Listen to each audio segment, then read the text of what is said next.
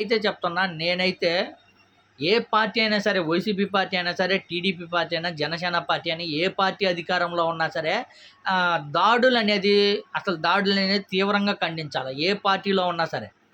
నేను వైసీపీ పార్టీలో ఉన్నా గానీ, ఎవరైనా దాడి చేస్తున్నా గానీ, ఎవరైనా ధ్వంసం చేస్తున్నా గానీ, ఇది కరెక్ట్ కాదు. ఎవరైనా సరే దాడులు చేయడం కరెక్ట్ కాదని నేను వాదిస్తా. అదేవిధంగా ఇప్పుడు టీడీపీ పార్టీ 2024 టీడీపీ పార్టీ వచ్చిన తర్వాత ఇంత దారుణంగా ఇంత దారుణంగా సచివాలయం మీద దాడులు చేయడము, తర్వాత కార్యకర్తల మీద దాడులు చేయడము, నాయకులు ఇళ్ళ మీద దాడులు చేయడము, ఇదైతే దారుణాతి దారుణమనే చెప్పుకోవచ్చు. మరి బరి తెగించి అనుకోవచ్చు. గెలిచిన ఒకే రోజులో, రెండో రోజులోనే ఇంత విధ్వంసం చూడడము, జెండాలను పీకి పడేయడము, పార్టీ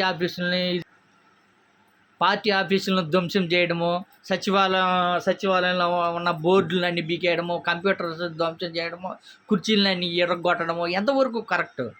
పాపము గుంటూరు జిల్లాలో ఒక హాస్టల్ని నిర్వహిస్తున్నాడు.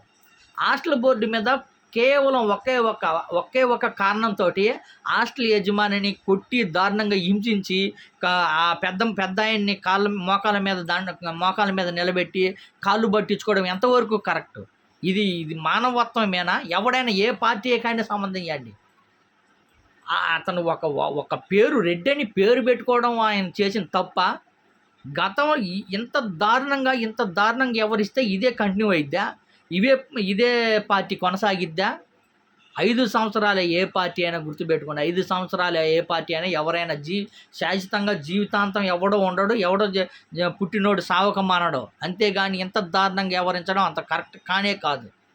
దీనికి వైసీపీ నాయకులు కానీ అండగా నిలబడాలి. కార్యకర్తలు ఈ 5 సంవత్సరాలు ఏదో పార్టీ ఉన్నప్పుడు, పార్టీ గెలిచినప్పుడు ఏదో నిలబడడం కాదు. పార్టీ ఓడిపోయినప్పుడైనా సరే కార్యకర్తలకు అండగా నిలబడి, కార్యకర్తలకి భరోసా కల్పించి అండగా నిలబడాలి. మీరు అధైర్యపడవద్దు, మీదకి దాడులు జరగవు, దడితే మేము సహించమని అండగా నిలబడాలి కార్యకర్తలకి. అలా ఇప్పుడు ఈరోజే చూద్దాం, నిన్నటి నుంచే చూద్దాం. పాపము ఏదైతే హోటల్లో ఉన్న దాడులు జరుగుతున్నాయి, ఇళ్ళ మీదకి పోయి ఇళ్ళ మీద కత్తులు తీసుకొని మహిళల మీద దాడులు చేయడం కానీ, వైఎస్ఆర్ విగ్రహాలు దాడులు చేయడం కానీ, ఏదైతే హాస్టల్స్ మీద దాడులు చేయడం అని ఎంతవరకు కరెక్టు? వైసీపీ నాయకులు కార్యకర్తలకు అండగా నిలబడాలి. అదేవిధంగా ప్రభుత్వం కానీ చర్య తీర్చుకోవాలి. అదేవిధంగా పోలీస్ వ్యవస్థ ఎంత దారుణంగా ఉందంటే మరి సహించేది లేదు. పోలీస్ వ్యవస్థ కానీ కళ్ళు మూసుకొని ఉందనే చెప్పుకోవచ్చు. గుంటూరులో జరిగిన ఈ సంఘటన చాలా దారుణ సంఘటన. ఎందుకంటే హాస్టల్ నిర్వాహకులు గతంలో కానీ ఏదైతే ఈ టీడీపీ వాళ్ళు స్టిక్కర్ అతికిస్తుంటే, ఈ స్టిక్కర్ అతికివద్దు, ఇక్కడ హాస్టల్ పిల్లవాళ్ళు అన్ని వర్గాలకు చెందిన వాళ్ళు ఉంటారు, ఇది అతికిస్తే కేవలం పార్టీకి సంబంధించి ఉంటుంది, అది ఒక ముద్ర పడిపోయింది, ఇది అతికించవద్దు అనే కారణంతో ఈరోజు అతన్ని కొట్టి బయటికి లాగొచ్చి మోకాళ్ళ మీద నిలబెట్టి కాళ్ళు ఒత్తించుకోవడం ఎంతవరకు కరెక్టు? దీనికి ప్రతి ఒక్కరూ బాధ్యతలుగా ఊహించాలి. ఇలాంటి దాడులు జరిగిన వాళ్ళు ఎప్పటికైనా శిక్ష అర్హులే. ఇది శిక్షకి ఏ రోజు శిక్ష విధించాల్సిందే. ఇది దారుణం అంటే దారుణమనే చెప్పుకోవాలి.